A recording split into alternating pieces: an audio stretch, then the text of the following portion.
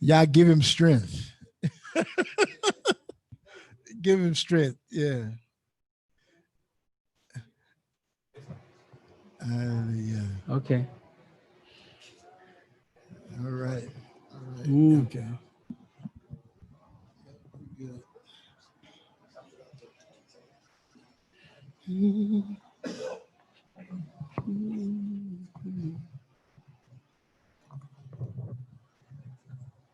YouTube is up. YouTube is up.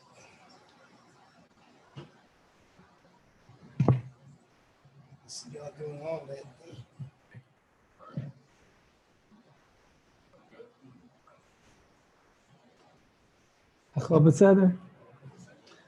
All right, so we are at 13. So before we get started, this portion here, at the bottom you see I put here writings from 250 BCE to about 3rd century CE, right? So the reason what we're going to go over today is we know that they were using the Tanakh, the Talmudim, commonly called the disciples, the apostles, Mashiach. They were all quoting from the Tanakh, right? Now, the Tanakh that we have is a little bit different from the Tanakh that they had. You remember they were mixing up with, what other book did they have? Y'all familiar? In the writings. So for example, remember they had the Septuagint, right? So the Septuagint, they were using a lot of, to quote a lot of things from the Torah, from the Tanakh. When I say Tanakh, I'm saying commonly called the Old Testament. All right, so from that time, from 1st century to about the 3rd century CE, there were a lot of other writings that came out, right? About what was happening, what were they thinking or expecting to happen during the time that right after the death of the Mashiach, the disciples or the apostles, realistically, they were going out teaching, and there were so many writings, and so much so that some people said, these writings are false, these writings are true, and some things like that. Has anyone come across things like that? All right, so I want to go over some of those writings as to, not to say that these writings are considered scripture, all of them, but to share with you a mindset that they had during this time of the apostles. That's what this is about. We're going to see going forward. And yes, we're going to be using other writings or the regular writings that we're accustomed to, but I want us to share some things that you may not be accustomed to, just so you can see what they were thinking at this time. Is everyone good with me so far? I had to get that intro up front, just in case, you know, some people might get a little upset. All right. So before we get, well, rules, right? Rules will be used for all lessons. Please keep your mic muted except when asking or answering a question. Use the mic to speak. There is a feature in the room where you can raise your hand if you have a question. All questions must be on the topic. You have 60 seconds to ask or answer a question. If you pass your 60-second window, your mic will be muted for you. These rules are due to time and the recordings of the lesson. These are live teachings, so we must give them more enough time to complete the lesson, okay? So I'm gonna try to put this up here just because there's gonna be a lot of stuff to read. All right, I'll switch over to the pencil. All right, so we're gonna start with, have everyone heard of the Apocalypse of Moses? Right, Apocalypse of Moses, right? And they typically call this Apocalypse of Moses the life of Adam and Eve. Everyone's familiar with that? All right, now this here is, they dated between the 1st to the 3rd century, okay? But what did they believe concerning resurrection? You know, out of the canon that we have, what were some of the other writings that they thought about dealing with resurrection? So it says, and Elohim called Adam, or Adam, and said, Adam, Adam, or Adam, Adam, and the body answered from the ground and said, Hineni Yahuah, here I am, Yahuah. And Yahuah said unto him, I told you that you are dust, and to dust you shall return. Now I promise to you the resurrection. I shall raise you on the last day in the resurrection with every man of your seed. After this, all her children buried her with great weeping. Then when they had mourned for 4 days, then Sar Michael, or the messenger, or come called the angel Michael, or as they would say, the archangel Michael, appeared to them and said to Sheth or Seth, man of Elohim, do not prolong mourning your dead more than 6 days, because the 7th day is a sign of the resurrection. The rest of the coming age on the 7th day, Yahuah rested from all his work. Then Seth or Shet made the tablets. Now, from here, what do you get out of this? Okay, no worries. We'll keep going. Let me give you one. Okay, on the last day is the resurrection. Okay, number 2.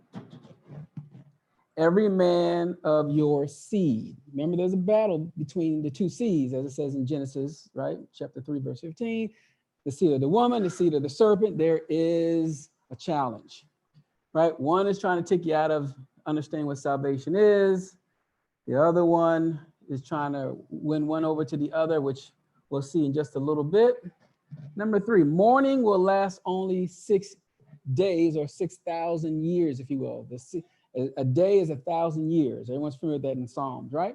All right, so they're saying basically 6,000 years is given, let's say, to man. Man was made on the 6th day, but he's given 6 days that belongs to you. The 7th day is a day of rest that belongs to the Most High, right? That belongs to Yahuah. So the understanding that they're having here basically is on that 7,000 years is going to be the resurrection, is going to be the millennial reign. That's when this is supposed to take place.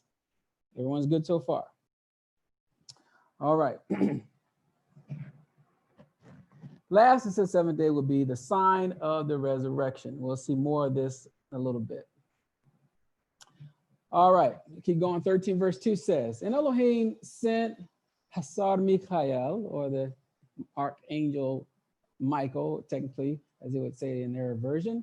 And he said to them, Seth, man of Elohim, do not labor. But listen to what he has. It says, praying with this supplication about the tree from which the oil flows, to anoint your father Adam. It shall not come to be yours now, but at the end of times. Does anyone know what this means a little bit? Or what do you think is happening right here? Or has anyone read anything about this? Okay. So there is a tree that's said to produce oil. And this oil is supposed to be some type of oil that will give you this everlasting life. Tree of life? Oh, tree of life? Okay. All right.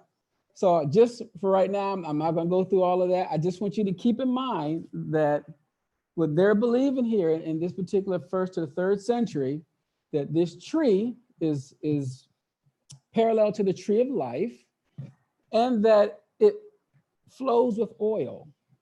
And you got to ask yourself, why does we have this tradition in the Hebrew culture where you anoint yourself with oil, you anoint the priest with oil?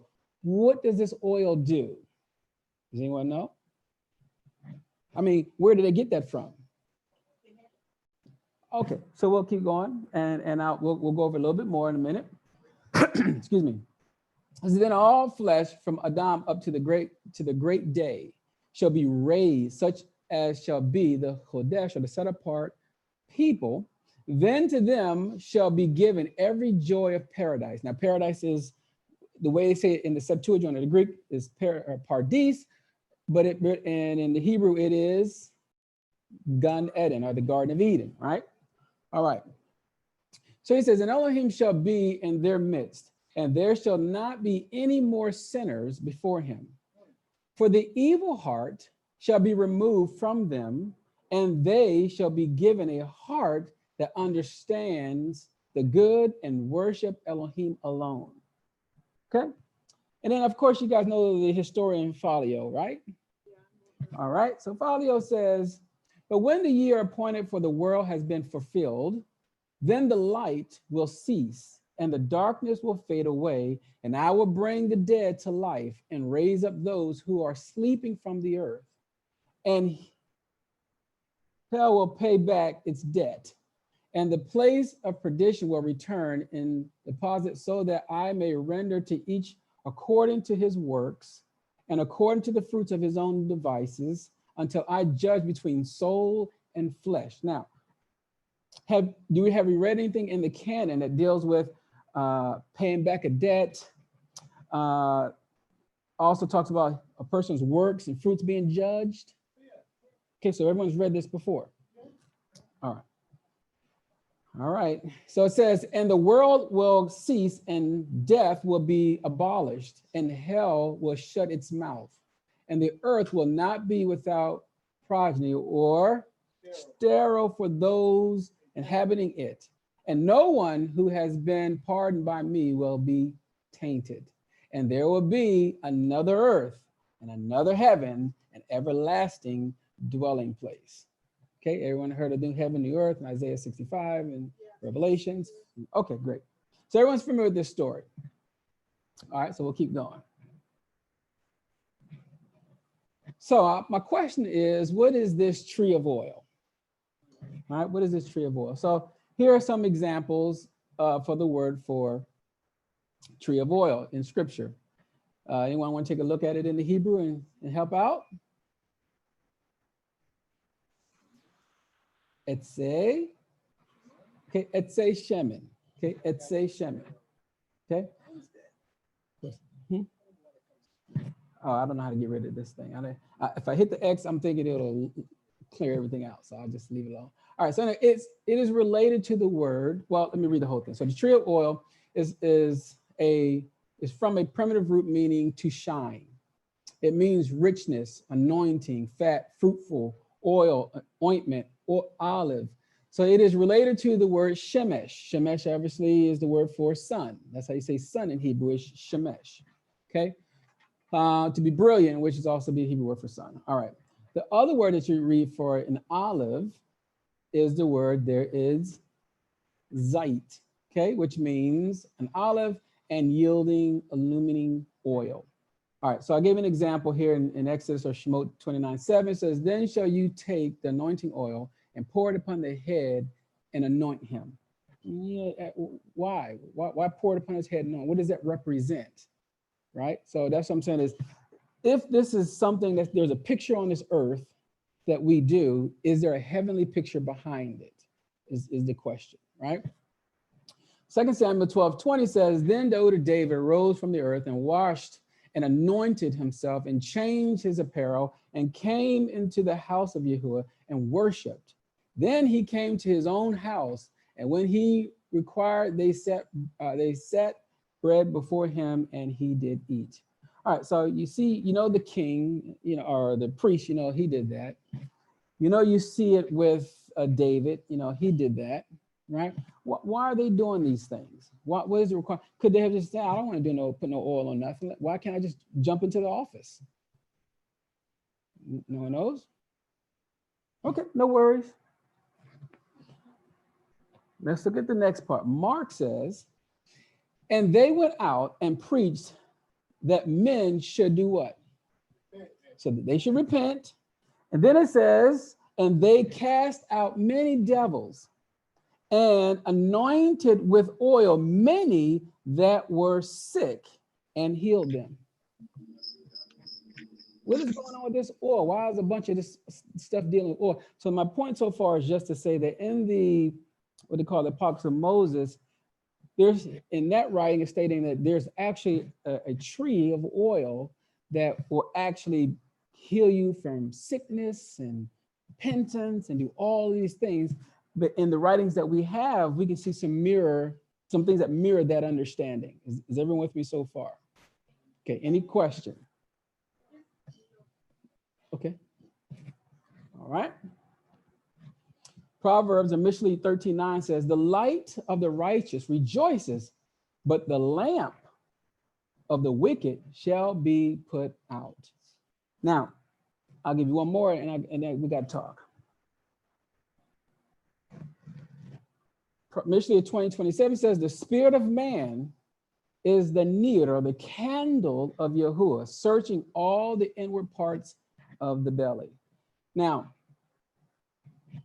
when you start putting these little pieces together, do you see something like, man, wow, we are kind of like, we're supposed to be light, right? How do we become light, right? Anyone knows how you become light? You said you walking in Torah. Okay, walking in Torah. All right, so Proverbs, Mishlei chapter 6, verse 23, talks about the light and the lamp to our feet, right? Yeah. Okay. Also, what else gives you light? The Ruach, or the Spirit, gives you light, right? All right, so just keep that in mind. And it's given, so if you're operating as the menorah or the branches, right? Because Israel's called the olive tree and the branches. I wonder why they're called olive trees and why the branches, right? So if you are this and then you have these, the next thing you know, you're going to start to produce light. And then of course, Matthew 5 talks about don't let your light go out, right? Let your light so shine before who? Okay, so there's something about the lamp, oil, branches, menorah, olive oil. There's something going on here that if it's true in the English, in the canon that we have, that is the 1st century to the 3rd century understanding is that it's leading to heavenly things if we can understand these earthly things. Okay, go ahead. Isn't also that in John, he was talking about the branches. We are the branches. Yahusha is the vine, and the Father is the gardener. So we have to be cultivated in order to bring, that means repentance, and turn our ways to the laws and commandments, right? Right. And so we're not gonna, this right here is a study by itself. I was trying to see how I can condense everything. All right. So I'm just sharing with you that if you really want to do a more study, start learning more about branches, lamps, menorah, and then how that relates to spiritual things, right? First, see it from its earthly perspective, what we physically had to do in the temple and having the oil in the temple, to which we'll talk a little bit about in just a minute. But my point is that you also become a light. Somehow you also become a temple or a tabernacle. How does that work? And where is he supposed to dwell in? In you? So you guys are, he's dwelling in darkness? Oh, he's supposed to be dwelling in light. So that must mean you must have something in you that he can dwell, because he ain't gonna be dwelling in your darkness. You got to be dwelling in his. Okay, all right. We'll see how this works out. All right. Zechariah says, 4:1 says, and the Malach, or the messenger coming, called the angel that talked with me, came again and waked me as a man that is wakened out of his sleep, and said unto me, what see you? And I said, I have looked, and behold, a menorah, or a candlestick, all of gold, with a bowl upon the top of it, and his 7 lamps thereon, and 7 pipes to the 7 lamps, which are upon the top thereof, and 2 olive trees by it, one upon the right side of the bowl, the other upon the left side thereof. And I answered again, I said unto him, what be these 2 olive branches, which through the 2 golden pipes empty the golden oil out of themselves? And he answered me and said, know you not what these be? And he said, no, I didn't. Then said he, these are the 2 anointed ones that stand by Adon, or the master of the whole earth. Now, notice in here that there, and we're going to talk about that Hebrew in just a minute, but notice that there's 2 olive branches, right? And not only the 2 olive branches, talks about this oil. Okay, so this gold and oil themselves. Now, there has to be something dealing with us being these branches, and it has something to do with this oil, right? Now, look at the Hebrew there. Does anyone want to take a ride with that?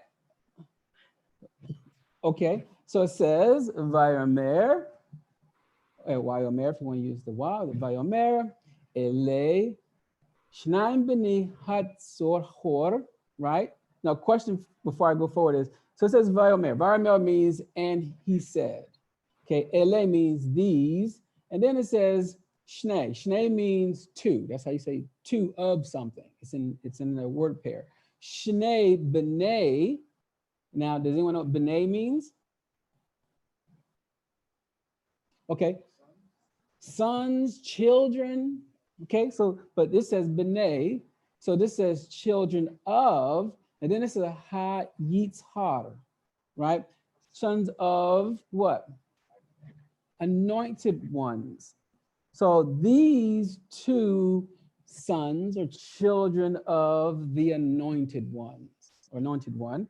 And then it says Ha Omdim, which is the root of the word is Amah, which means to stand. So it says, this is in the plural. So Ha Omdim, all Adon Chol Haaretz, right?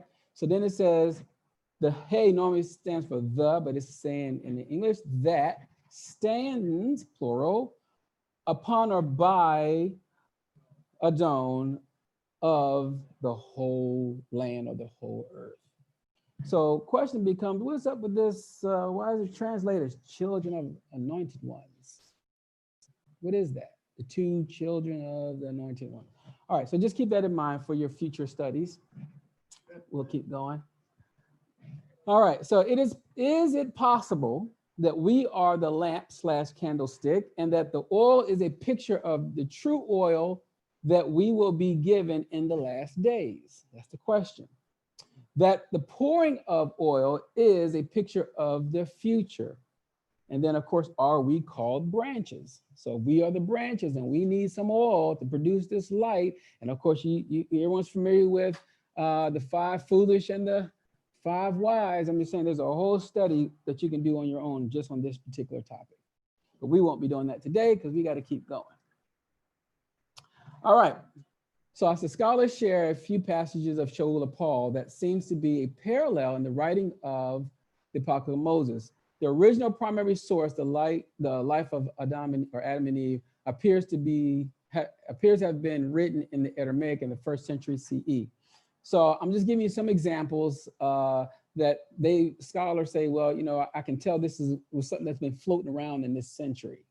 Okay, so for an example, in 17:1 it says, then these two of them, Diablos or Shaitan or Satan, and Hanakash or the serpent, came to me, meaning Chawah or Eve, at the wall of the paradise or the garden. And when the Malachims went up to worship Elohim, then Satanas or Shaitan took on the image of a Malach, okay, and praised Elohim as the Malachim. Now, is there any place that you ever read that he tried to go up and talk to the Most High when the Malachims go up? Have you ever heard that in Job? And okay, all right. So it says, and I, meaning Chawah or Eve, looked over the wall and I saw him like a Malach or like a messenger. And he said to me, are you Chawah? And I said, Ani, I am. And he said to me, what are you doing in the paradise? What are you doing in this garden? And I said, Elohim set us to guard paradise or the Garden of Eden and to eat from it. And the accuser, Diablos, replied through the mouth of the serpent, you do well, but you don't eat from every plant? And I, Chawah, said, yes, we eat from all except from only one which is in the middle of paradise, concerning which Elohim commanded us not to eat of, or you will die the death. All right, so this first portion is just a mirror of something that they believe Shaul might have said about this in 2 Corinthians 11:14. And no marvel, for Shaitan or Satan himself is transformed into a Malach of light. And they're saying there's some parallels to that, as they would say. Okay. Now there are many others, but I'll give you one more, I think. 2 Corinthians 12, 1 through 4 says, "And it is not expedient for me, doubtless, to esteem. I will come to visions and revelations of Yahuah.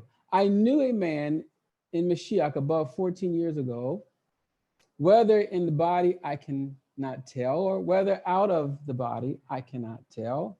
The Lord knows. Such and one caught up to the third heaven." Okay. "And I knew such a man, whether in the body or out of the body, I cannot tell. The Lord knows. How that he was caught up into paradise and heard unspeakable words, which is not lawful for a man to utter." Okay. So now, and 37:5 says, "Take his body to paradise, to the third heaven, until the great day."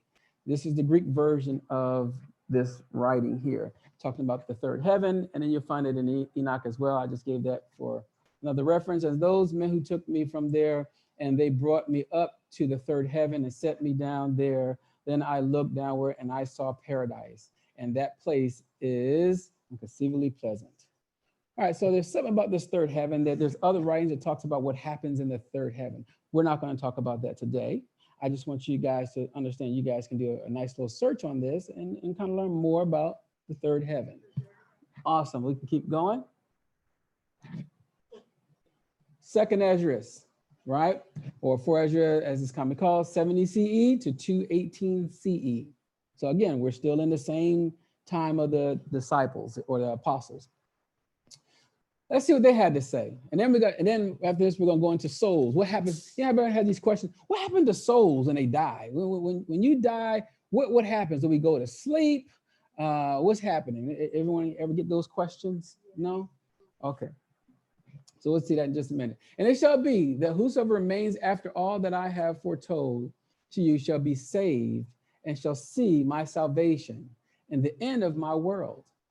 And they shall see the men who were taken up, who from their birth have not tasted death, and the heart of the earth's inhabitants shall be changed and converted to a different spirit. For evil shall be blotted out, and deceit shall be quenched. Faithfulness shall flourish, and corruption shall be overcome. And the truth, which has been so long without fruit, shall be revealed. For behold," now we're at 726, "For behold, the time will come when the signs which I have foretold to you will come to pass. The city which now is not seen shall appear." What city is that? Is that the New Jerusalem? Okay.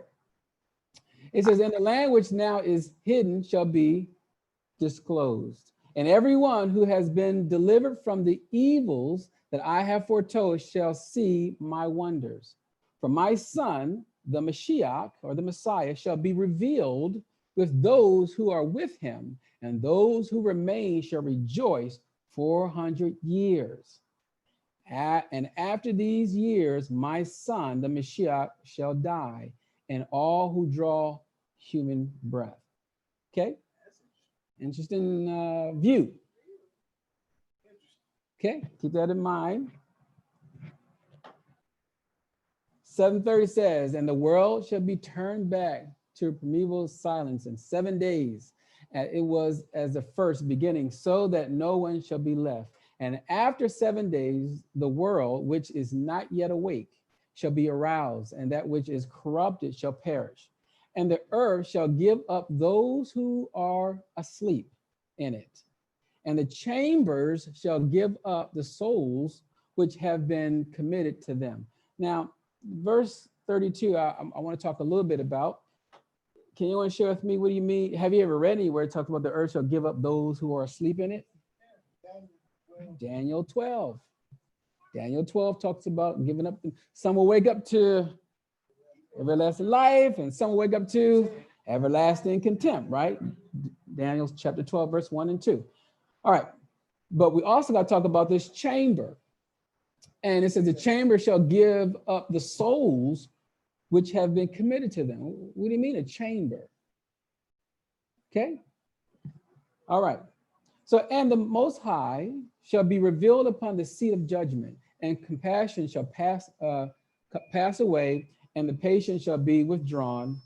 But judgment alone shall remain. Truth shall stand, and faithfulness shall grow strong. And the recompense shall follow, and reward shall be manifested. Righteous deeds shall awake, and unrighteous deeds shall not sleep. Then the pit of torment shall appear, and opposite it shall be the place of rest. And the furnace of hell shall be disclosed, and opposite it the garden or the paradise of delight. Now, does anyone know any other stories that kind of favor this? You ever heard like Abraham's bosom? Have you ever heard of anything else that might parallel some of these things? Okay. Yes. Okay. Abraham's bosom in Sheol and the rich man. Okay. Okay. So again, you see there's a lot of overlap in the first, second, and third century that we can see from the canon that we have, meaning the 66 books that we have, that you can see that even in their time, that they still had a belief of something. We're going to see what that is in just a minute. All right, Ezra 8:29 says, watch you and keep them unto you, weigh them before the chief of the priests and the Luim of the Levites and the chief of the fathers of Israel, or Yisrael, and Jerusalem, or Jerusalem in the chambers of the house of Yahuah. Now, I'm only sharing with you guys hearing the word chamber for right now, okay? So it says chamber, the definition of chamber, translation of it is this. It's a Hebrew word, and you have all the Hebrew words there for chamber. Excuse me, the Aramaic of it is elite, where doubtless the text should be changed and you have all those. But it literally means side chamber, okay? Hope everyone sees side chamber there. The frequent word is equivalent to the word nashka. It says infrequent are used ordinarily of a room in the temple. Everyone understand there's a chamber inside the temple, right? All right.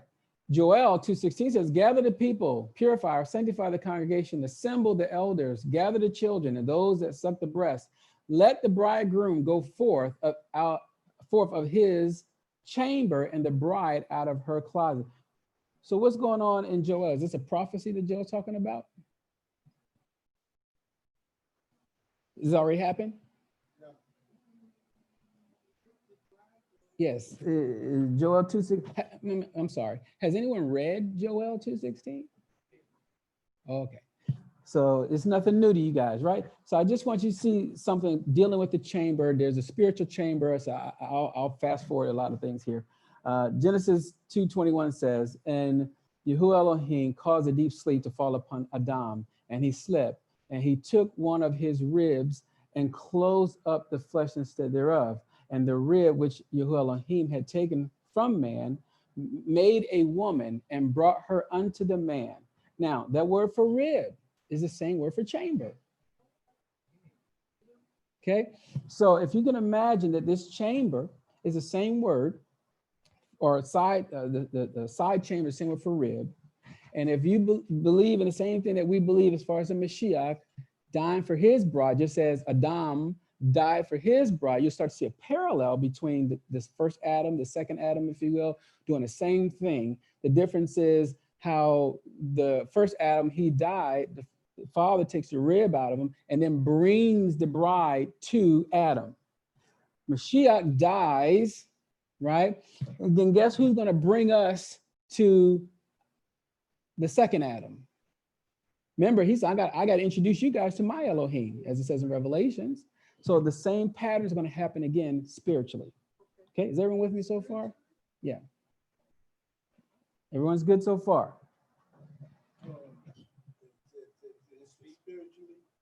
Mm-hmm. Yeah, in other words, it's going to physically happen. Right. Well, I'm saying, when I say spiritually, I'm saying we're going to be this, when this happens, we're going to be a change. We're going to be in the spirit. Mm-hmm. Right. You're not going to walk around in corruption and then go say, hey, Mashiach, how you doing? Right. All that's going to be changed. I ain't going to have gray hair no more. Huh? I ain't going to have back pain. I don't no know more. if we're going to have gray hair or not. You know, I can't tell you. All right. Because, you know, but just understand that there's a parallel between the first Adam, second Adam, There's a whole understanding of a rib and a chamber. I'm saying you guys can do a really good study on that on your own. Okay, we're gonna keep going. Yeah, I had a lot to cover, but I had to figure out how I'm gonna condense this thing, right? So I found a way. You guys study, huh? Oh, I don't know if he got years. All right. Moreh, all these interesting things you're telling us to study on our own. Absolutely. I was listening when they said study to show yourself approved, right? All right. So I put on here some questions. Are we being built to be a lampstand branch or of the menorah? Okay. To be a conduit of his light. Are we being called a temple or a tabernacle? Are we brides of the true tabernacle, waiting in a chamber for the bridegroom? Right? Yes. You won't be answering it today. Don't you worry. This is for your time. All right. Hallelujah. Oh yeah. Oh, that's easy. Okay. Let's keep going.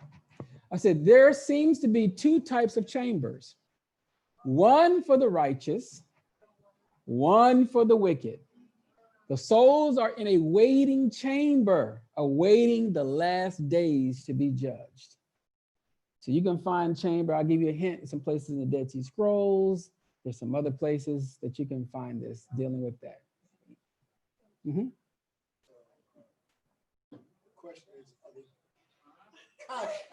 Huh? I said the question would be, are they conscious? We'll just watch what happens. We're gonna go through something in just a minute. So I'm glad you guys got a lot to study. Yeah. This is personal stuff. I know you guys are always talking to the Father, praying to the Father every day. So while you talking to him, he might give you a word in your heart. So now let's talk about the order of the soul.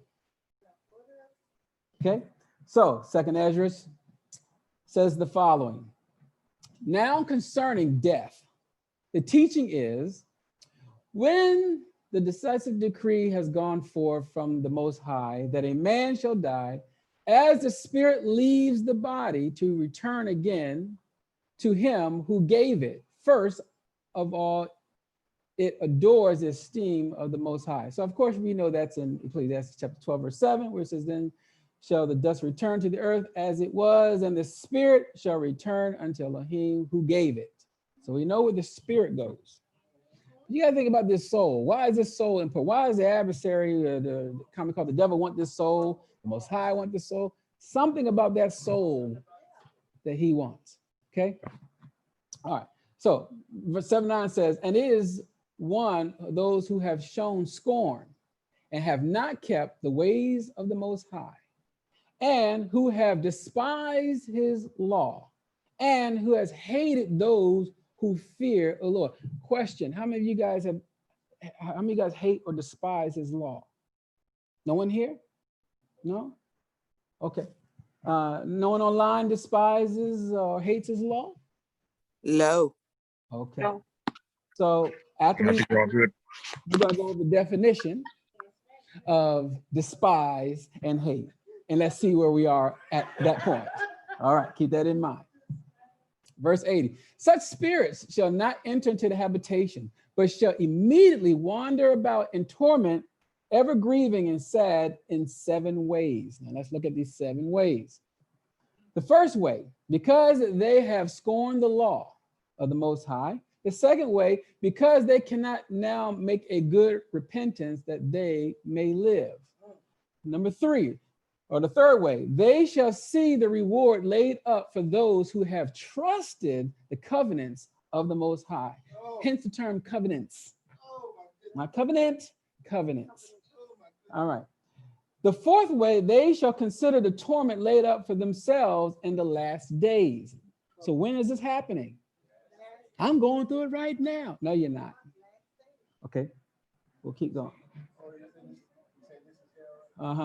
So before we keep going, I just needed to ask this despise and hate, because I know we all in here and everyone I say, absolutely not. Are you crazy? Right? Okay. So do we despise or hate his laws, instructions, or his Torah or his commandments? Let's see. We'll go over the word despise first. And I promise you, I'm not cussing or anything. It's ma'as. Okay, I'm sorry, that's what it's called, ma'as.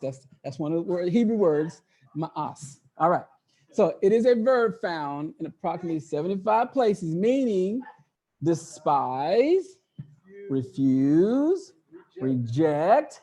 The next word is biza, and it means, it's in a noun form, it means to plunder, to spoil, or to treat carelessly. But it's translated in King James as despise. Does anyone treat his word carelessly? Just, huh? I understand not purpose, right? But do you do it sometimes? Do you get upset sometimes and treat it little and then you got to go back, Father, I'm sorry? Anyone do that? No? Of course. Yep, of course. Oh. Sorry. All right, so I just want to make sure that we really understand what despise means. Because despise means something harsh, something like, no, that's not us. But you get some light, fluffy stuff. Oh, yeah, I do that. Yeah, it's still despise. Okay. Kalal, it says, translated as lightly esteem it. It's okay. I see that this is okay, but I don't want to do that. Oh, this is fine. I can lightly esteem it. His word. It's a what? It's a light thing. It's just very light, small, easy. It's a slight thing, but I can look over that. Does anyone follow in this section? Yep. Okay. All right, so that's the despise. That's just the despise part. Now, how about hate? How many hate? No? Okay, let's go look at the definition of hate. Let's go look at hate. I know we don't. Let's go look at hate. I think the problem is the English. Okay. Let's look at the hate. All right. Hate is saneh. Okay, saneh is also equal to is satam, not shaitan, satam. Okay. Now a feeling of strong dislike. Okay, I got a strong dislike. I just have a strong dislike. That's it. Not bad, right? Generally promoting to injure. Okay, says the opposite of love. It's just the opposite of love. Okay. Sometimes born or from moral resentment. I know that's none of us here. That's why I know we can fellowship with him in peace. To bear animosity against. This term indicates the tragic result flowing from an unforgiving heart. Hostility. Now, I'm just trying to figure out, because when you say, Father, come, I'm ready for you now. Are you sure? Because you remember, the souls that is waiting are these that despise and hate his instructions, right? So if you meet any of these things, he said, I'm giving you the opportunity right now to get it fixed. Okay? If you don't, you remember. Now, mind you, we read some years ago how the Melachim is recording this day. And yes, I saw them smiling. They were in the back of the room. That wasn't me. Keep that in mind, that there has to be a change. We're trying. I'm not saying that those that do these things is not trying, but you're going to have to try to change your mind, your heart, and everything to conform to his word. Now, I'm not talking about those that abuse people and things like that. I'm not talking about that. And sometimes they push you, so to speak, into this area. But the question becomes just like Moses. They pushed him. What happened to him? Did he make it to the promised land? Negative. Okay. So mind you, don't let the people do that to you. You had something? Mm-hmm. So what if, we say we're trying, right? If I'm trying, what if I premeditated it already? Then you ain't trying. I'm not trying. No. If I said I'm not doing something, I've already made up my mind that it's not happening. Right. If you've already made in your mind it's not happening, you cannot possibly say I'm trying. You can't be trying if you've already made your mind up. No. See this? I got moral resentment here. Yeah. I'm trying. Oh yeah, I'm gonna try. But on that day, Uh-huh. you can say whatever you like. He got better words than me and anybody on this planet. And when you get finished, he's going to say, as the reapers come, I promise you, you will not overpower them. That is a guarantee. So while you got the opportunity now, you need to have a forgiving heart, not an unforgiving heart. You need to make sure that you don't treat his word lightly, right? His word is, he's not a toy. The creator, I'm promising you, he's not a toy. You don't treat it lightly, okay? All right, any questions? Okay. So, Shemot, Exodus 16:28 says, Yahuah said unto Moshe and Moses, how long refuse you to keep my commandments and my laws? How long will you keep refusing it? How long will you despise and hate? How long will you do that? Okay, just keep that in mind. Because I know, like I said, I know it's none of us here or online. We are 100%, we're the remnant. We are the remnant. Oh, yes, trust me. We are the remnant. He already knows us. He talks to me every night. All right, we'll keep going. All right, so verse 85 through 87, it says, the fifth way, they shall see how the habitations of the others are guarded by Melachims in profound quiet. The sixth way, they shall see how some of them will pass over into torment. And the seventh way, which I really want you to see here, is which is worse than all the ways that they have been mentioned, because they shall utterly waste away in confusion and be consumed with shame, and shall wither with fear at seeing the esteem of the Most High, before whom they sinned while they were alive, and before whom they are to be judged in the last times. Okay, so you're going to see these pictures again, but the first picture is, are you in the book? That's what you need to see. Next book is dealing with some works. And then if I don't find you in that other book, that book gonna turn a little bit different to you. And then next thing you know, there's a nice little place there, nice and warm for the soul. Okay? So we'll see these pictures again. Oh yeah, you're gonna find out. We'll make sure he's gonna make sure you're whole now when you get in there. He wants you to feel every bit. Now I can't tell you if you got nerves and synapses and all the good stuff that let you know you're in pain. But can anyone tell me how's a soul feel when it's in pain? I can tell you.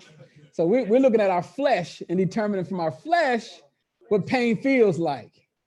But could you imagine a soul in pain? Okay, so that'd be a good study for you guys. Let's keep going.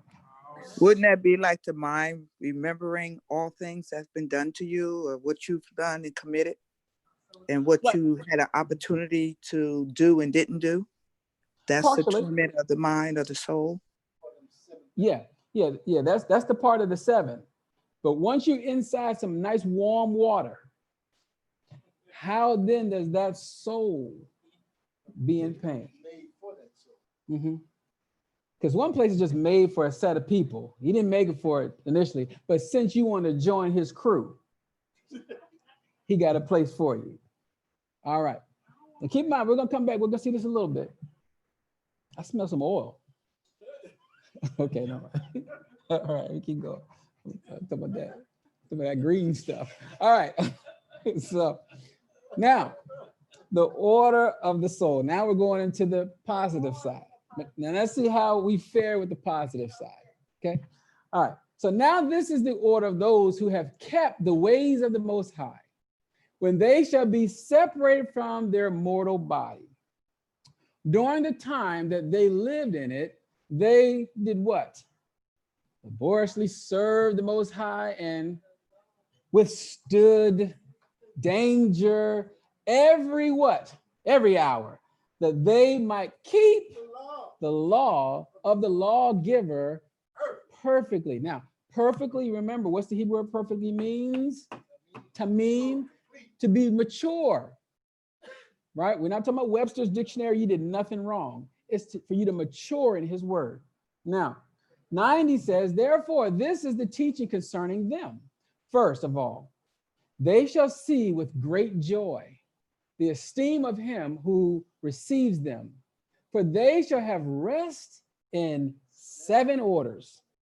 So we saw the other 7. And so I'm trying to figure out, if this day is about on the 7th day, if we believe what the writing said, right, about the 7, about the anointing oil and Adam, and then you come over, you start seeing something about there's on that 7th day, some people won't make it and some people will have rest.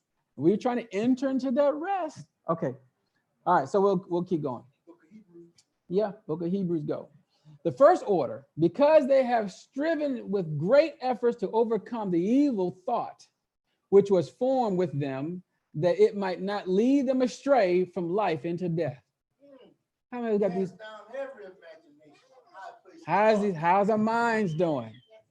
Huh? Some of us have some issues in our mind. Our hearts ain't doing too tough. Huh? Right? So think about it. He said, now these are overcoming these things. So right now that you have the time, just keep that in mind. All right, we'll keep going. I know it's nobody here, so we're good. All right. Let's look at number 93. It says, the second order, because they see the perplexity in which the souls of the wicked wander and the punishment that waits them. So first, you get your mind right. But number 2, I already know the outcome of the wicked. Why would I want the same outcome that the wicked's going to have? So I'm not going to go down that road. You're not going to do that against me like I've seen it done in the past, which we'll read in a minute. The third order, they see the witness which he who formed them bears concerning them, that while they were alive, they kept the Torah which was given them. How though? So there's a difference. You can keep it, but do you trust it? He told me to do Shabbat service. He told me to do Sabbath. I'm going to do this Sabbath. Yeah, I'm going to do the feast days because he said do it. But there has to be something else in that. Okay, so just keep that in mind. The fourth order, they understand the rest which they now enjoy, being gathered into their what? Didn't I tell you about the chambers? Okay, they'll be gathered into their chambers and guarded by the Melachim in profound quiet, and the esteem which awaits them in the last days. Okay, so again, the soul is gone, but there's a waiting place, a nice quiet waiting place for them. When their body goes to sleep, that there's a chamber. So I told you, look up, do a study on the chamber. You're going to see some nice things about that. All right, 96. It says the fifth order that rejoice that they have now escaped what is mortal and shall inherit what is to come. And besides, they see the straits and toil from which they have been delivered. Some of us been going through some things, right? And you start seeing, well, you should be seeing some deliverance. If not, you will. But anyway, and the spacious liberty which they are to receive and enjoy in immortality. So once you take off that corruption, you put on incorruption, you ain't got to worry about all this pains and aches and all this other stuff. All that stuff is going to be gone. All right, sixth order.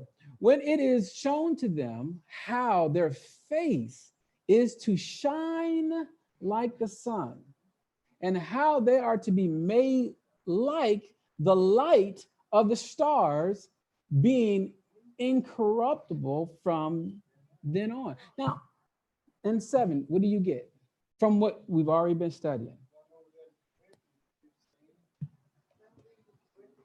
Okay, we know taking off corruption, put on incorruption. We got that. Okay, but you remember we talked about in our Torah portion. Remember our Torah portion? We talked about how Moses, when he went up on Mount Sinai, all of a sudden his face shone. How does his face shine like that? And he's having the commandments and the laws, and his face is shining. That's the first part I want you to see, right? So you can see how you're gonna be shining like the sun, like you have oil, if you will, inside you. And it says, and how they were to be made like the light of the stars, okay? Being incorruptible. It will be no need for sun, moon, and stars at the point. All right, 98. The seventh order, which is the greater than all that have been mentioned, because they shall rejoice with boldness and shall be confident without confusion and shall be glad without fear. For they hasten to behold the face of him whom they served in life and from whom they are to receive their reward when esteemed. Okay, that's a day that everybody's that is enduring is waiting for. All right, so Revelation says, 22:3 says, and there shall be no more curse, but the throne of Yahuah Elohim and of the Lamb shall be in it, and his servants shall serve him, and they shall see his face, and his name shall be in their forehead. All right, and then 99 says, this is the order of the souls of the righteous, as henceforth announced, and the aforesaid are the ways of torment which those who would not give heed shall suffer hereafter. You got to make a decision in your life, what you want to do. It's not about you. It's not how you see things. It's about how he sees it. And again, I'm not talking about those that are abusing and trying to, get you off certain things. I'm simply stating that you got to get your life together. All right. Any question before I go to the next slide? So they are conscious. Right. Even after the part. Yeah. Mm-hmm. So we leave this body. Mm-hmm. We go to our chambers. Whichever one doesn't. You don't think they can hear you? All right. So here's my conversation. So they are conscious when we leave this body, and then we go to our chambers that's designated for whatever works that we have done, whether we are the wicked or the righteous, based on, and we'll know things, so to speak. The wicked will know that what they did, what they lost, what they're going to be able to see. Right. What they've lost, and the same thing here. But we have to also put this together with those that went to sleep. What does it mean? I went to sleep from the king. I keep forgetting. We got to go there. Yeah, you got time. No, yeah, I got time. Like 40-something slides. We got time. That's right. All right. That's right. So we'll see what we can do. But I think this sounds like another study, huh? It sounds like yes. All right. I want us to understand that there are things that happen, things that will happen. The Hebrew class doesn't mind. Keep going. All right. Right. Second Baruch 30 verse 1. This is 1st century to 2nd century CE. He says, and it will happen after these things, when the time of the appearance of the anointed one has been fulfilled, and he returns with esteem, that then all who sleep in hope of him will rise. Of course, in Thessalonians, you read, for Ha'adon, or the master himself, shall descend from heaven, or Shamayim, with a shout, the voice of a malak, a sar malak, or a chief messenger, commonly called an archangel, and with the trumpet of Yahuah, or Elohim, and the dead in Mashiach shall rise first. Okay? And then it says, verse 7, then we which are alive and remain shall be caught up together with them in the clouds to meet Ha'adon in the air, and so shall we ever be with Ha'adon. Now, we did a lesson on this before. I may do another lesson on it just to give some other scriptures, some older scriptures for this. But anyway, Baruch 30 verse 2 says, and it will happen at that time that those treasures will be open, in which the number of the souls of the righteous were kept, and they will go out, and the multitude of the souls will appear together in one assemblage of one mind. And the first ones will enjoy themselves, and the last ones will not be sad. Okay, so again, this is a whole different book. But again, the 1st century up, they all understood something that was going to happen when the anointed one comes back. Is everyone with me so far? All right. 30 verse 3 says, and they know that the time has come in which is said that it is the end of times. But the souls of the wicked will the more waste away when they shall see all these things. For they know that their torment has come, and that their perditions have arrived. Okay, let's keep going. Everyone's familiar with the ascension of Isaiah, 1st century CE. No? Oh. All right, so the ascension of Isaiah says, and the descent of the Malach, of the messenger of the called out ones, which is in the heavens, of Shammai, whom he will summon in the last days, and that the Malach of the Kadosh Ruach, or set apart spirit, come called the Holy Spirit, and Michael, the chief of the Kadosh Melachim, or the set apart Melachims, will open his grave on the 3rd day, and that beloved sitting on is their shoulders will come forth and send out his 12 disciples, or his Talmudim. Now, everyone knows this story, right? This is talking about the Mashiach. Again, this is a writing that was of his day, stating that this Malach was the one that was at the grave of the Messiah. Okay, so they're basically letting you know that's when to open the grave. When? On the 3rd day. Okay, and then that beloved sitting on the shoulders and will comfort, send out his 12 disciples. So that means the beloved or the Mashiach send out his 12. This is, and they will teach all nations and every tongue the resurrection of the beloved, and those who believe in his state, commonly called his cross, will be saved. And in his ascension to the 7th heaven from where he came. And that many who believe in him will speak through the set apart spirit, the Kodesh Ruach. Some of us are getting these in dreams, interpreters of dreams and things. They're going to start getting these things, right? So this is, and there will be many signs and miracles in those days, right? And afterwards, now listen what happens after. Now, mind you, remember the Spirit came, Shavuot, a time called Pentecost in the book of Acts, chapter 1, chapter 2, right? So you remember they went out. They go teach what the Mashiach told them to teach in Matthew chapter 28. They go teach them all that he has taught them, right? All right, so now look what happens after that. He says, and afterwards at that approach, his Talmudim will abandon the teaching of the 12 apostles and their faith and their love and their purity or the sincerity. And I put, you can see 1 Timothy 4:12. And there will be much contention at his coming and at his approach. Now, does anyone have any issue with the Mashiach coming? I'm not talking about in here, but just as a whole, as the Hebrews, the Yahudim, are they having a problem with who he is? Okay, all right. He said, in those days, there will be many who will love office, meaning love offices. I got to have me a position.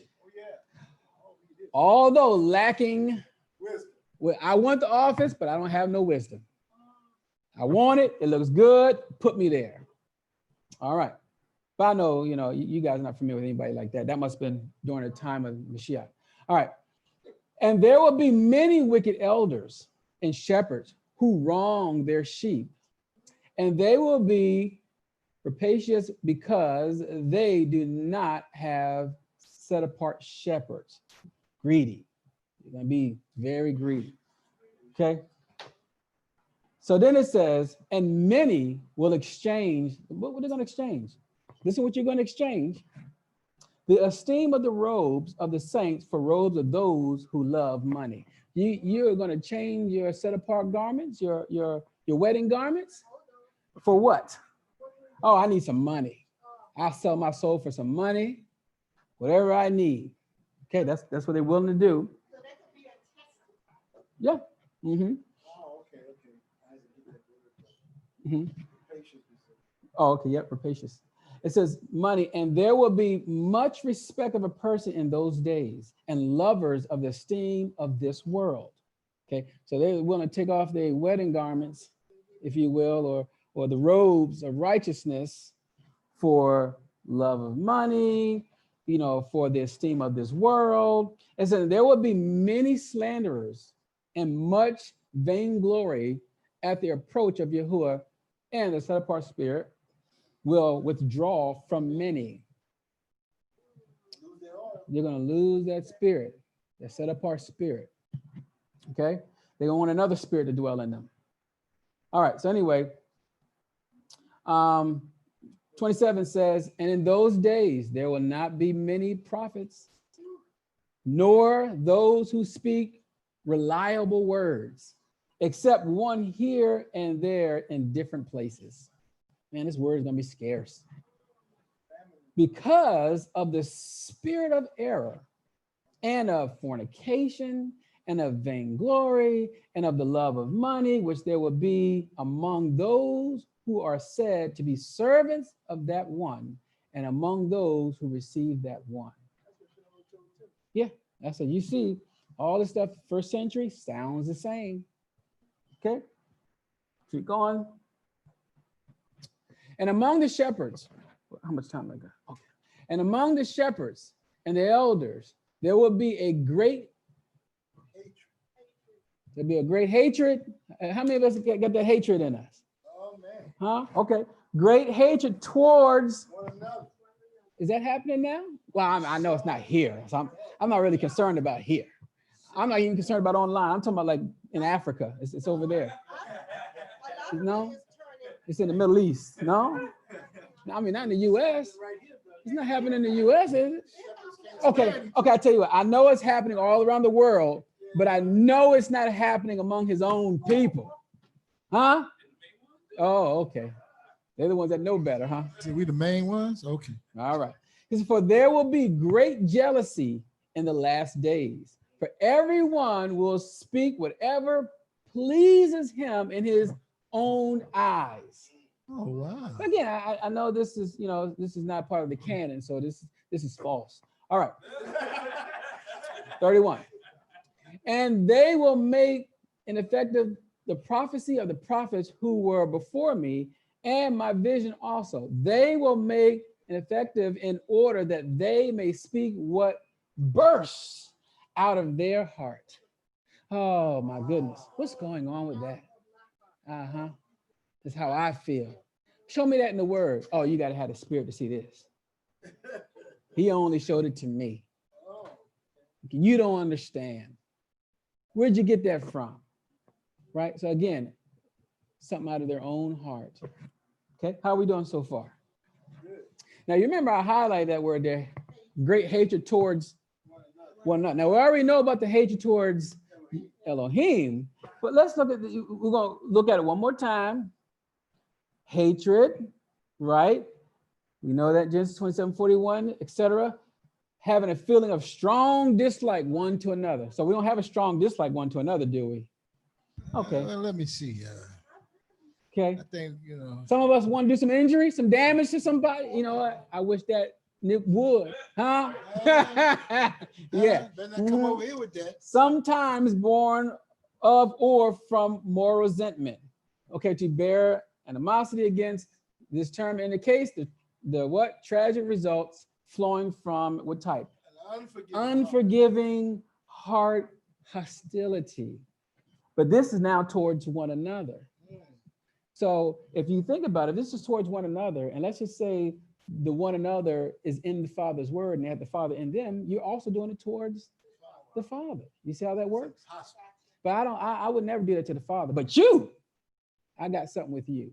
I got a problem with you, as though you're separate from your Creator. But remember what he talks about, I think it was in Matthew or John, where he says, when they do this to you, they do it to me. How does that work? If the Father's Spirit is in that person, you do it to that person, you're technically doing it to the Father. Okay, so I guess we all understand it. But since none of us, we're all good. So that's what I'm saying. We can breathe. Let me go to the next slide. I don't know if I got that strong dislike. All right. Strong dislike. 1 Enoch 108-3. Listen to what it says. That's why I said, remember, we're going to bring those books back. Another book of Chanuk or Enoch, which he wrote from his son Methuselah, and of those who will come after him, observing the law in the last days. So, hey, if you're observing the law in the last days, hats off to you. You're doing great.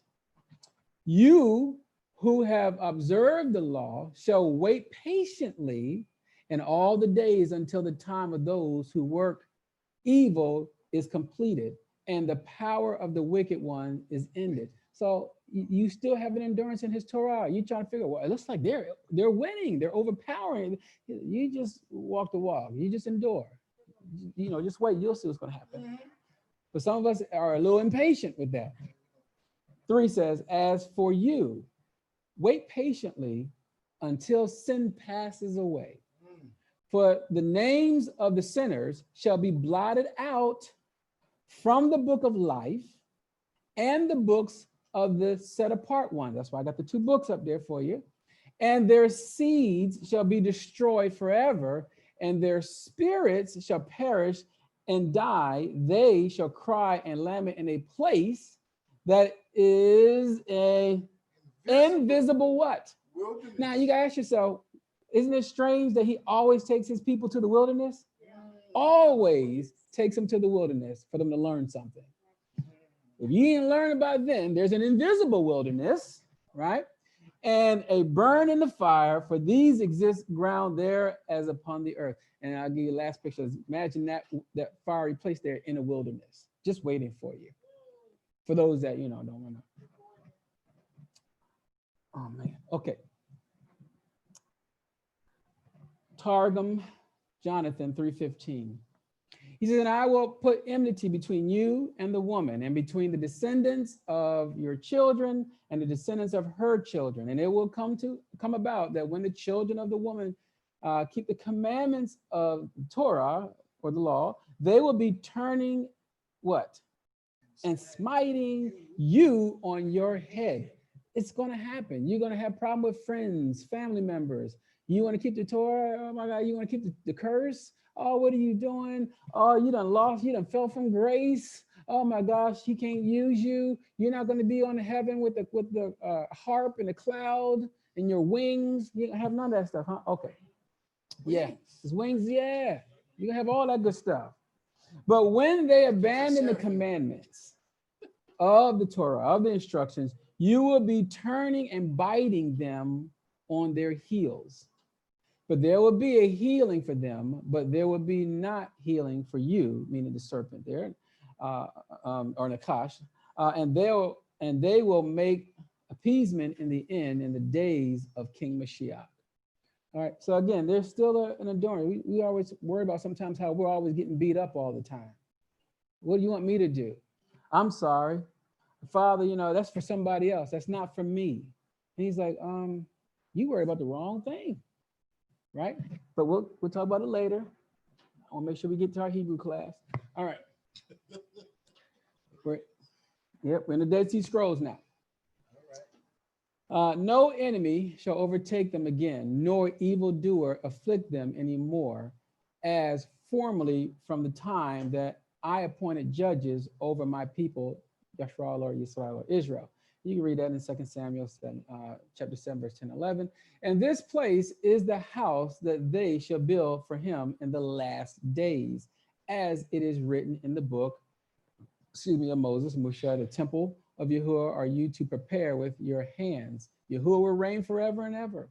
This passage describes the temple that no man with a permanent fleshly defect shall enter, nor, it says here, Moabi or the Moabites and the Ammonei or the Ammonites, okay, foreigner, bastard, foreigner or alien, forevermore. Surely his Kodesh or set apartness shall be revealed there. Eternal esteem shall ever be apparent there. Strangers shall not again defile it as they formerly defiled the temple of Yisrael or Israel, through their sins. To that end, he has commanded that they build him a temple of Adam, and they sacrifice to him proper sacrifices as for what he said to daughter David, I will give you rest from all your enemies. You can read that in 2 Samuel 7:11. It says this passage means that he will give them rest from all. Now we'll keep going because I want you to see what's happening here is they're taking the scriptures, meaning the Qumran community, they're taking the scripture and they're applying it in their day. This is what this has to mean now, or what's happening here. No different than a lot of us doing today. Well, this happened. We're looking for signs. Well, it said it in the book that this is supposed to happen. They're doing the same thing because they thought that they were the last generation at that time. All right. So he says, the children of Belial, who caused them to stumble, seeking to destroy them by means of their wickedness, they became party to the plan of Belial in order to cause the sons of light to stumble. They plotted wicked schemes against them so that they might fall prey to Belial through guilty error. Yeah, who are these Belial? Anyone know who they are? Okay, so they also call them sons of darkness, right? But you're gonna notice that these are the ones that also can be the tares among you. You're gonna see who they are in a minute. All right, we're at verse 10. Moreover, Yahuah declares to you that he will make you a house, and that I will raise up your offspring after you and establish the throne of his kingdom forever. I will be a father to him, and he will be my son. Okay, you can read that in 2 Samuel, so 11, 12, 13, 14. Okay, this passage refers to the shoot of the older David, who is to arise with the interpreter of the law, and who will arise in Zion in the last days, as it is written. And I shall raise up the booths of Daud that has fallen. Amos 9:11. This passage describes the fallen branch, okay, the fallen branch of Daud, whom he shall raise up to deliver Yisrael or Israel. The interpretation of happy are those who do not follow the advice of the wicked, Psalms 1:1. The meaning is they are those who turn aside from the path of the wicked. So again, they still had an understanding that there is a branch or shoot to come that's going to fulfill this, and it's going to happen in the last days. Okay, all right. It says, as is written in the book of Yeshayahu Isaiah, the prophet, in reference to the last days, and it came to pass while his hand was strong upon me, that he warned me not to walk in the ways of this people. Yeshayahu 8:11. These people are Isaiah 8:11. These are they about whom it is written in the book of Ezekiel or Ezekiel the prophet, namely, they shall never again defile themselves with their idols. And you find it in Ezekiel 37:23 or Ezekiel 37:23. They are the sons of Saduk and the men of their counsel who pursue righteousness and follow them to join the Yakad or the community. Why do the nations conspire and the people plot in vain? The kings of the earth set themselves and the rulers take counsel together against Yahuah and his anointed. See in Psalms 2:1-2. The meaning is that the nations shall set themselves and conspire vainly against the chosen of Israel in the last days. Okay, so these are all prophecies that they understood. So now, Romans and 15:4, I'm only giving this just to share with you the way that they're doing it. It's the same way we should be understanding. For whatsoever things were written for our time, were written for our learning, that we through patience and comfort of the scriptures might have hope. Okay, understanding where your hope is coming from. Now, all these things happen unto them for examples, and they are written for our admonishment, upon whom the ends of the world are come. Okay, is everyone with me so far? All right, we're almost done now. Just 30 more slides. Not almost finished. All right, we're almost finished.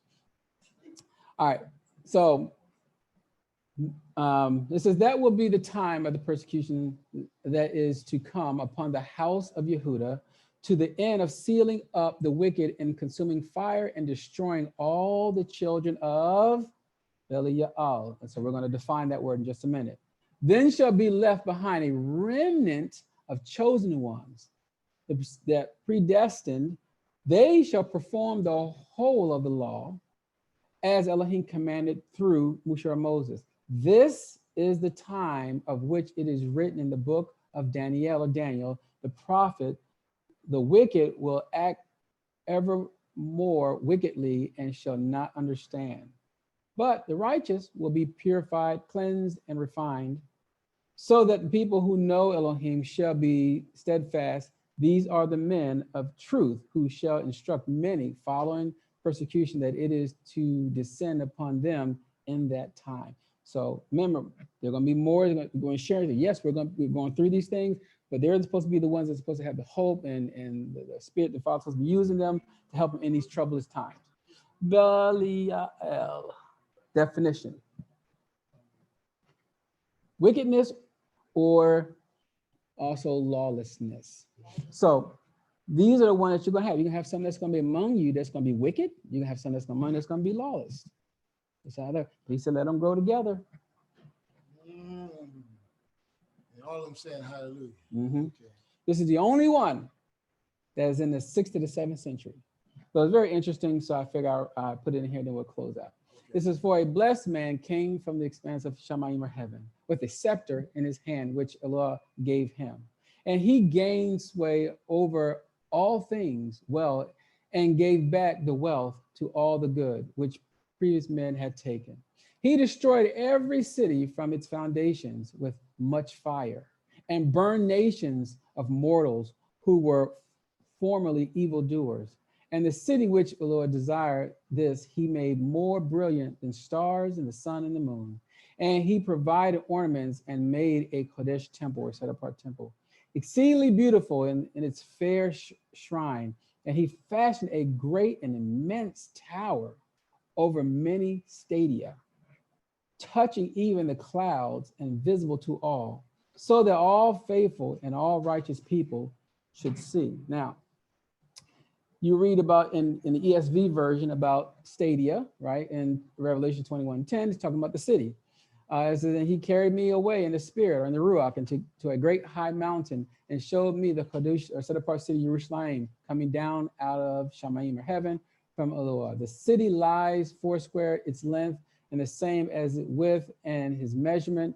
A city which has rod 12,000 stadia, its length and its width and its height are equal. So I put on here I said, notice that within these 1st to the 7th century CE, the believers still kept the laws and commandments. So even though these writings are not in the canon that we see, these were all believers in Mashiach. And notice that they all were still keeping laws, statutes. They were happy to hear the word of Elohim. And you read all, even in Shaul or Paul's writings, they were happy to hear the word. What are they hearing? Matthew to Revelation didn't exist at that time. So they were hearing, in Acts 17:11, remember he said they searched the scriptures daily to see these things are true. So they all were believing, keeping the laws, statutes, and commandments at this time. It wasn't until later on that you start seeing this rebellion between 320 something CE going forward, even down to then, the Masoretic text comes on the scene, which is the King James version that we're using now is birthed from. That comes later. But before then, they were actually still keeping law, statutes, and commandments. All right. 2 Baruch 6:4 says, and I saw, and behold, there were standing 4 Melachim at the 4 corners of the city, each of them with a burning torch in his hand. And another Malach came down from Shamayim or heaven and said to them, behold your torches, and do not light them before I say it to you. So they're at the 4 corners, right? So hold on, don't light it up just yet until I tell you to. Because I was sent first to speak a word to the earth and then to deposit it in it, what Yahuah the Most High has commanded me. And I saw that he descended in the Kadosh Kadoshim, or the most set apart place, and that he took from there the veil of the Kodesh ephod and the mercy seat, the 2 tables, the Kodesh raiment of the priests, the altar, the incense, 48 precious stones with which the priests were clothed, and all the Kodesh vessels of the tabernacle. And he said to the earth with a loud voice, earth, earth, earth, hear the word of the mighty Elohim, and receive the things which I commit to you, and guard them until the last times, so that you may restore them when you are ordered, so that the strangers may not get possession of them. For the time has arrived when Jerusalem or Jerusalem will also be delivered up for a time, until the moment that it will be said that it will be restored forever, and the earth opened its mouth and swallowed them up. Now, Ephesians 4:30 says, grieve not the Kodesh or set apart spirit of the Lord, whereby you are sealed until the day of redemption. Right? So that sealing is coming from what? The Spirit, the Father's Spirit. That's what's sealing you for this redemption. Revelations 1:7-1 says, and after these things I saw 4 Malachim standing on the 4 corners of the earth, holding the 4 winds of the earth, that the wind should not blow on the earth, nor on the sea, nor on any tree. And I saw another Malach ascending from the east, having the seal of the living Elohim. And he cried with a loud voice to the 4 Malachim, to whom it was given to hurt the earth and the sea, saying, hurt not the earth, neither the sea, nor the trees, till we seal the servants of our Elohim in their foreheads. And I heard the number of them which were sealed, and there were sealed 144,000 of all the tribes of the children of Yeshua Israel. My point of sharing this is there's a remnant that's going to be able to be not a part of this greater exodus or greater tribulation. There's a multi thing happening here that we'll talk about as we keep going in this series. Zechariah 2:6 says, ho, ho, and he's not talking about a woman or a male. Come forth and flee from the land of the north, saith Yahuah, for I have spread you abroad as the 4 winds of heaven, saith Yahuah. Okay, so he spread them out. And of course, Isaiah Yeshayahu 11:12 says, and he shall set up an ensign for the nations, and shall assemble the outcasts of Israel, and gather together the dispersed of Judah or Yehudah from the 4 corners of the earth. Okay, so again, there's a lot of stuff that's supposed to happening in the end time and this redemption process and how this is supposed to take place. All right. Yes, Charlotte, any questions? I was trying to speed up as much as I could. Yeah. All right, so there's no questions. Hallelujah. Hurry up a good meal. You know what I'm saying? You got so much that we need to go back and unpack. Yeah, that's what I'm saying. This is for a personal study. Yeah, there's about 4 or 5 personal studies in there. If you do it right, oh man. People ain't gonna get it, in other words. I believe the Spirit is going to lead and guide to all truth.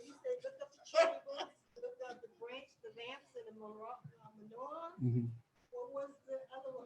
I'm glad we recorded it. I'm so happy we recorded it. Oh yeah. Yeah, you got to refer back to it. All right. Any questions? Other questions? Oh, Jacob said we can. All right. Okay. Hallelujah.